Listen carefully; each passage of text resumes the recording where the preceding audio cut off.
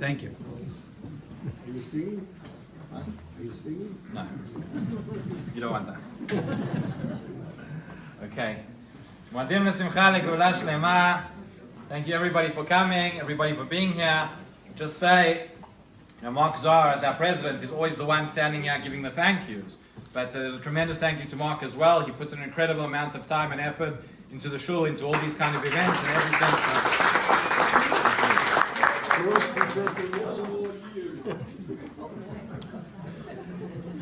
So,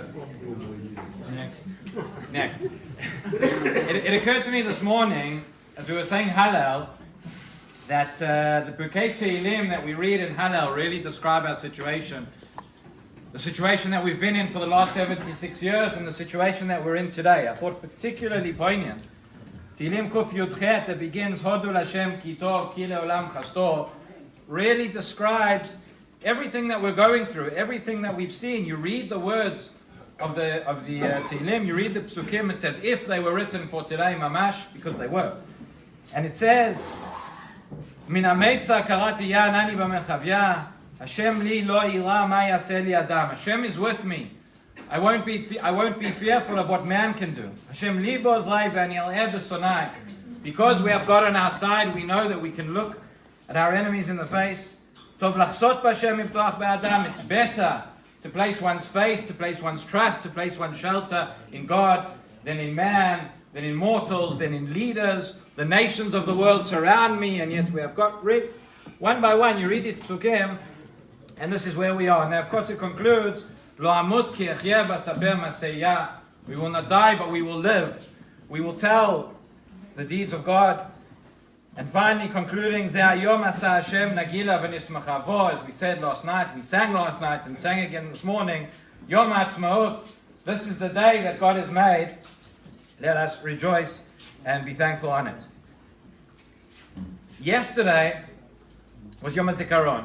Today is Yom HaAtzmaut. We spoke a little bit last night about the transition between these 2 days, that very, very difficult transition which we're still going through and experiencing right now.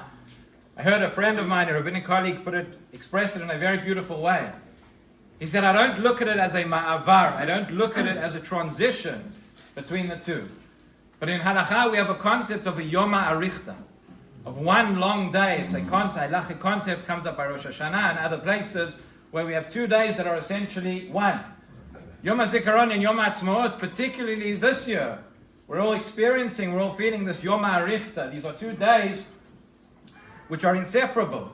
They are 2 sides of the same coin, perhaps the best way to express it. There's a piyut which is said in the Sephardi communities on Rosh Hashanah, called Charei Ratzon. Beautiful piyut which talks about the Akedah.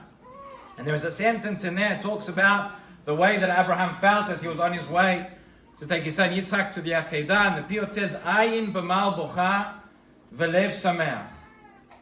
The eye cries bitter tears and the heart is full of joy. One and the same, at the same time. That is what we are experiencing. That is what we have all been experiencing over these past few months and these past few days, particularly today, this morning.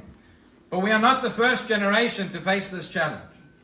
Nearly 2,500 years ago, at the establishment of the second Commonwealth of the Jewish people, long before the third, which we are currently in.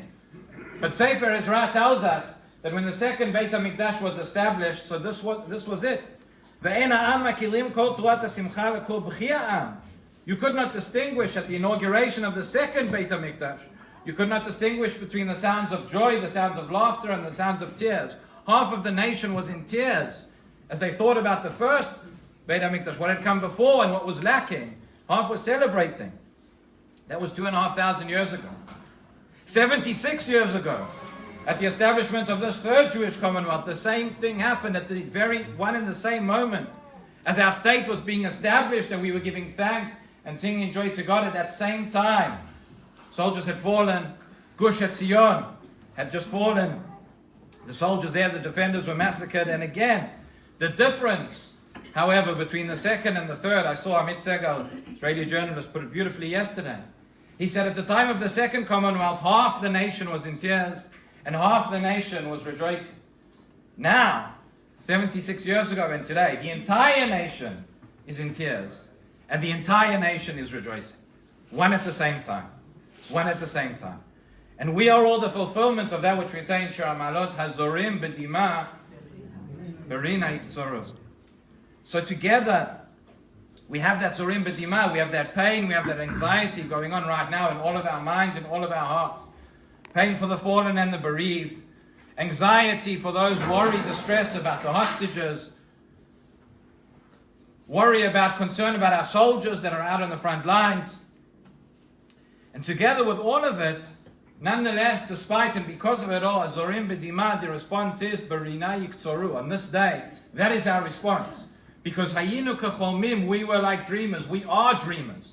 We are those who have fulfilled the impossible dream. The impossible dream of a people coming back after 2,000 years, coming back into our land, coming back home, never giving up hope. We are the fulfillment of the dream of those Atzamot Yeveshot, those dry bones who have gotten up and walked again and are full of life. That is us. That is every single person sitting here in this room. It was recently the President of the European Union Commission made a speech for Yom HaShoah. And they said the following. They said, we thought that the Holocaust could never happen again. And yet what we witnessed on October 7th, we saw that it happened again. Now I'd like to suggest that they were gravely mistaken. Because the Holocaust did not happen again. Because with all the pain and with all that has happened, we are in a different situation. As painful as things are, we are fighting back. We have our state, we have our army. We are celebrating, yes, Berina Yiktzoru. We are reaping that joy, that gladness in amongst all the pain. Something that was impossible 80 years ago. I'd just like to share with you, just to end off, a profoundly, profoundly moving speech which I heard just a couple of days ago from Chagai Lober. Chagai Lober was, his son was killed in this war. His son was killed fighting in Gaza. And he was interviewed on the radio and he was asked, how can we celebrate, should we celebrate Yom Ha'atzmaut this year? You as the bereaved father, after what you have personally experienced, after what we have nationally experienced. Listen to what he said. He said, we have an obligation to celebrate Yom Ha'atzmaut this year. He said his son, who was called Yonatan, who was killed, Yonatan and his friends fell in order that we can live, in order that we can celebrate, in order that we can be happy. Life is not just about breathing. Life is about living a full life, that we can celebrate over that which we have. For 2,000 years we davened for this. For 2,000 years we prayed for what the Gaon of Vilna did not merit, for what the Rambam did not merit. And yet we have merited. Here we are. There are so many people greater than us, more important than us, who did not merit to live under Jewish sovereignty as the Torah commands. Are we going to ignore it? Are we going to reduce the simcha? Are we going to ignore that which it was for which they died?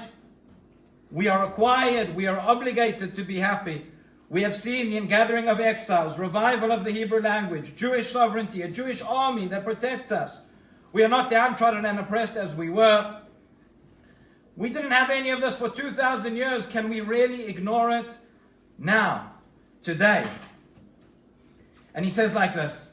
He says, I can understand that for those for whom Yom Ha'atzmaut is separate from Yom HaZikaron, it's something else. We just put it aside and we go and we celebrate and have our parties. So then that is incorrect. But if we understand that this is, as we said at the beginning, a Yom HaRichta, this is the continuation of Yom HaZikaron, that it derives from within that moment, from within that event, from within that sacrifice, that they died so that we can live, so we have to continue. And he says we have two chambers in our hearts. We have a chamber that is full of pain, but we have a chamber as well that is full of happiness. We have that obligation to continue living, to continue celebrating. We don't have the ability, we don't have the right not to celebrate on this day. So said Chagai Lober, and I think those are profound words. Anything more that I add will only diminish from the message. So, Modim l'simcha, ligula shlema, hazorim b'dima, berina yiktzoru, chag sameach.